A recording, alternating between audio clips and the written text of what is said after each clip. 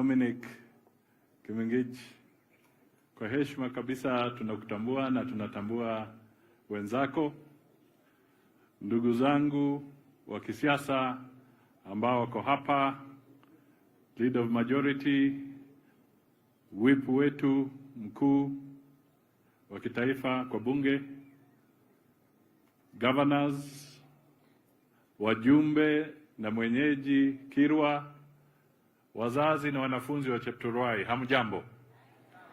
Jamuge? Mirembe mno? Haya.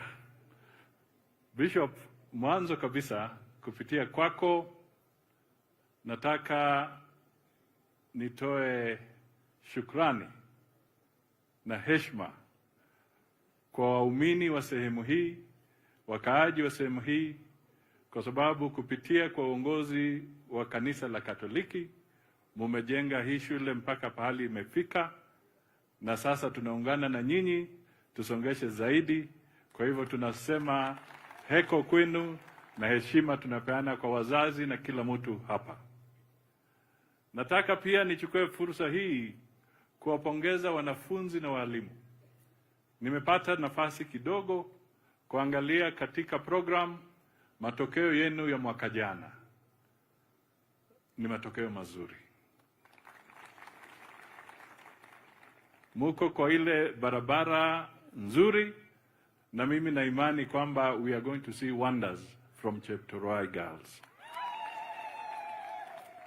Na kwa sababu mumeonyesha kwamba muko na bidii, yale Leader of Majority Kimani Ichung'wah amesema, sasa sitaruka. Tutashirikiana na yeye na Faruk na Kirwa na wenzetu wengine, alafu tumalize mambo hayo. Bishop, tulipokuwa na Rais wa Jamhuri ya Kenya kule eneo ya Bungoma Jumapili kabla hajaondoka kuenda Korea, alinivuta kando tukiwa na Faruk, akasema yeye ana shughuli ya kukimbia Korea. Kwa hivyo kwa niaba yake sisi tukuje hapa tulete ujumbe wake, na tumefanya hivyo. Nilichelewa kidogo, lakini nitawaeleza kwa nini. La muhimu kabisa ni kwamba sisi tunahudumia taifa la Kenya na kiongozi wetu ni Rais William Samoei Ruto. Leo asubuhi kabla sijakuja hapa, pia alikuwa amenipatia kazi nyingine nikivaa kofia yangu ya waziri wa mambo ya nchi za kigeni, kwamba kwa njia ya kirasmi leo tutangaze kirasmi kwamba yule ambaye atakuwa mwakilishi kwa kiti cha African Union Chair kwa niaba ya Kenya, kwa niaba ya Wakenya wote, kwa niaba ya serikali ya Kenya, atakuwa mpinzani wake mkuu kwa siasa, Mheshimiwa Raila Amolo Odinga. Kwa hivyo tumefanya juhudi hiyo, ndio kwa sababu nikachelewa kidogo, lakini nilipokuwa nakuja Mheshimiwa Raila pia akasema nilete heko kwenu na kusema anamtakia mema. Sasa ni kwa nini nimeanzia hapo kujieleza? Nimeanzia hapo kujieleza kwa sababu wewe tafakari kabisa. Weka kwa kichwa chako na fikiria kwamba yule ambaye amekuwa mpinzani wako mkuu, lakini kwa sababu wewe unataka taifa liwe kitu kimoja, unataka Wakenya wote waje pamoja, unawacha mambo yote na kwa unyenyekevu unasema, mimi ingawa ni rais wa taifa la Kenya, yani Mheshimiwa Ruto, lakini nimeona kwamba kuchangia kazi ya Afrika, mimi naona tuweke jina la Raila Amolo Odinga mbele. Hiyo ni roho ya aina gani? Ni roho safi. Ni roho safi. Sasa hiyo ndio roho ama mwelekeo tunataka katika Kenya nzima. Competition inaweza kuwa, lakini tuwe tunakuja pamoja. Na mimi nataka niwaambie kwamba Rais wa Jamhuri ya Kenya ameinua heshima ya taifa la Kenya kwa kiwanja cha kimataifa kwa njia ya ajabu. Katika Kenya hii, kwa muda wa karibu miaka miwili, atakuwa amefikisha miaka miwili tukiingia Septemba, tumepata marais wakija hapa karibu 40 kutoka nchi za mbalimbali. Hata mfalme wa Uingereza paka kafika, na wengine wako njiani. Rais ana jukumu na amekuwa na jukumu la kusimamia mambo ya kulinda mazingira kwa niaba ya African Union. Akakuwa na Africa Climate Summit hapa. Rais amekuwa kiongozi wa Afrika kwa mambo ya fertilizer na mambo ya udongo, afya ya udongo katika Afrika. Ameleta Africa Fertilizer Summit hapa. Mambo ya kilimo, Rais amechunga na ameona kwamba bara la Afrika lina madeni mazito mazito kwa sababu wamekopa kwa riba ya juu. Amewekwa mbele na African World Bank na African Development Bank kwamba yeye awe champion wa kuhakikisha kwamba katika ulimwengu wakusanye dola bilioni 130 na zaidi kusaidia mataifa yote ambayo yana shida. Huyu rais wa Kenya ana jukumu la kuleta upatanishi katika South Sudan. Ana jukumu la kuleta upatanishi kule Sudan. Ana jukumu la kuleta upatanishi katika Somalia. Ana jukumu la kuhakikisha Somalia na Ethiopia wanatulia. Sasa wewe Mkenya kama mimi, itakuwaje wakati rais anatuinua kwa heshima kama kitaifa katika ulimwengu, wewe unamvuta longi kule nyuma? Anataka kuzungumza kuleta upatanishi kule, unataka aende kule na kiraka ambayo inasema unatupanatisha, unaleta upatanishi hapa, unatuambia, lakini kwako kuna ukabila tele. Hiyo haiwezekani. Kwa hivyo kama viongozi wa kitaifa, kama viongozi katika Kenya hii, tuungane na rais ya kusema kwamba tuwe huru, tuwe watu wa kutembea na kushikana, tujue wenzetu, jua jirani yako, jua dada yako kutoka Lungalunga, jua yule anatoka Turukana, jua yule anatoka katika sehemu mbalimbali. Tusiwe watu ambao tunafikiria kila mara mambo ya kikabila. Mimi hukumbusha watu kila mara, Bishop, kwamba ukienda kwa hospitali saa hii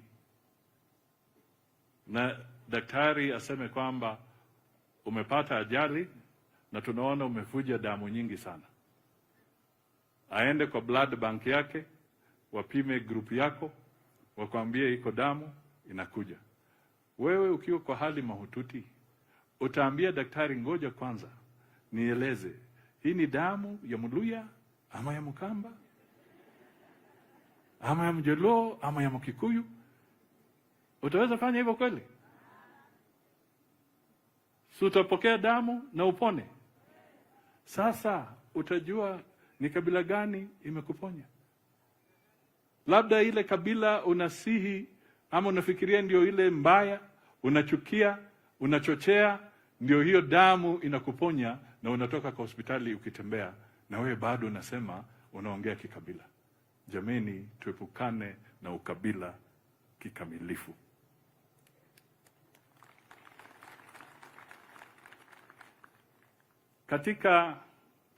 Kwa ndugu zetu wa habari, kama kuna mtu anafahamu shida ambazo tuko nazo katika taifa letu, wa kwanza ni Rais wa Jamhuri ya Kenya, kwa sababu yeye ndio kiongozi na anapata intelligence information yote, anajua shida zetu za kiuchumi, za kiusalama na kadhalika. Wale wa pili ni cabinet yake.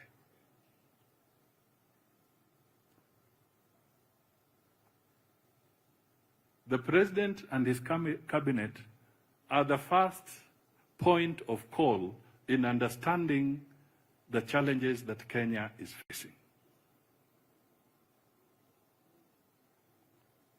Kwa hivyo, as cabinet, we should be the last ones to contradict the direction the president is giving, because we are privy to the challenges that the country is facing. We should be at the forefront in making sure we anchor him. That is the oath we took.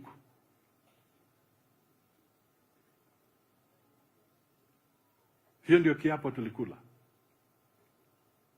Kwa hivyo mimi nataka tu nisihi Wakenya wote kwamba tuende mbele. And I am very happy that the leader of majority amesimama hapa na amesema kwamba kupitia kwa planning ya bunge, they are setting aside over 9 billion shillings to mitigate kwa mambo ya disaster ambayo imetokea kwa sababu ya mafuriko ambayo yalikuwa hapa juzi. Nyinyi mumeona reli ziking'olewa. Tumeona watu wakioshwa na maji. Hii mvua ambayo ilikuwa watu zaidi ya 280 wameaga dunia. Pahali kuna mafuriko, riparian areas, ni lazima kama serikali we now take a step further and we put them on higher ground. Hata yule rafiki yetu Raila, wakati alikuwa akizungumza, alikuwa akisema ukiona tsunami inakuja, unaambia watu mkimbie haraka mwende kwa uwanja wa juu. Kwa hivyo sisi tumeona kwamba tukiwacha watu wetu wawe kwa riparian area katika urban centers zetu, na hii mvua na climate change iwe vile inaendelea, kile tunafikiri ilikuwa disaster, tutaweza pata disaster maradufu. Na ndio kwa sababu ni jukumu la serikali kuhakikisha kwamba wanawekwa pahali ambapo patakuwa vizuri. And that is why Parliament is setting aside those resources.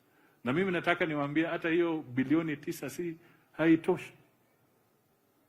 It will require more to restore the infrastructure that has been destroyed. Tufanya rehabilitation, it will require more. Therefore, it requires all of us to support President William Ruto, to support his government, so that we can work together, work peacefully, and make sure that this Kenya is stable, and we are all brothers and sisters, and we should move freely, defend our constitution, which gives us the right of freedom, the right of movement, the right to interact, the right of speech. It gives us all that. But as leaders, we have a higher responsibility. A higher responsibility than the ordinary citizen. A higher responsibility because what you speak can be destructive. So as leaders, we owe it to the citizens of this country to preach unity, to support the president, and to be united tukienda mbele. Kwa hivyo nadhani nimesema ya kutosha, nisiharibu sana.